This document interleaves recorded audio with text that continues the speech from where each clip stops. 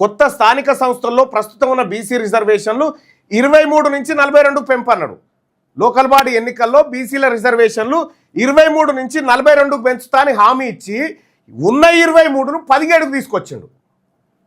ఎవరు? రేవంత్ రెడ్డి. ఉన్న 23ను 17కు తెచ్చిండు.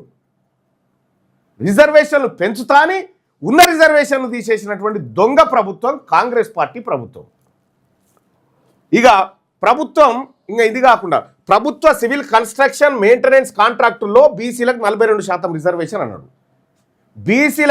బీసీ కాంట్రాక్టర్లకు 42% రిజర్వేషన్ ఇస్తాం కాంట్రాక్టులలో అని చెప్పి ఇయ్యకుండా రేవంత్ రెడ్డి బొమ్మార్దికి, సృజన్ రెడ్డికి, మెగా కృష్ణారెడ్డికి, మెగా శ్రీనివాస్ రెడ్డికి, జానారెడ్డి కొడుకులకు ఈ రెడ్లందరికీ ఈ కాంట్రాక్టులు పంచుకుంటా బీసీ కాంట్రాక్టర్లకు ₹1 ఇయ్యలే ఈ దొంగ ప్రభుత్వం.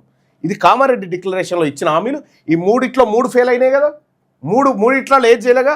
ఇక ఇది చూడండి, బీసీ సప్లాన్ తగినన్ని నిధులు మంజూరు చేసేందుకు మొదటి అసెంబ్లీ సెషన్లోనే బీసీ సప్లాన్ పెడతాం. మొదటి అసెంబ్లీ సెషన్లోనే చట్టబద్ధమైన హోదాతో మహాత్మా జ్యోతిరావు పూలే బీసీ సప్లాన్ ఏర్పాటు చేసిరా. మొదటి సమావేశం అయిపోయా, 2 అయిపోయా, 3 అయిపోయా, 4 అయిపోయా, 5 అయిపోయా, 6 సమావేశాలు అయిపోయినాయి.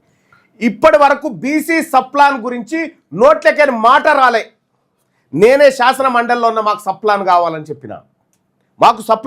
చెప్పిన కుక్కిన పేర్లు లెక్క కూర్చున్నారు కదా. ఇదే కాంగ్రెస్ వాళ్ళు, బీఆర్ఎస్ వాళ్ళు. ఒక్కడన్నా లేచి అడిగిండా సప్లాన్ కావాలని?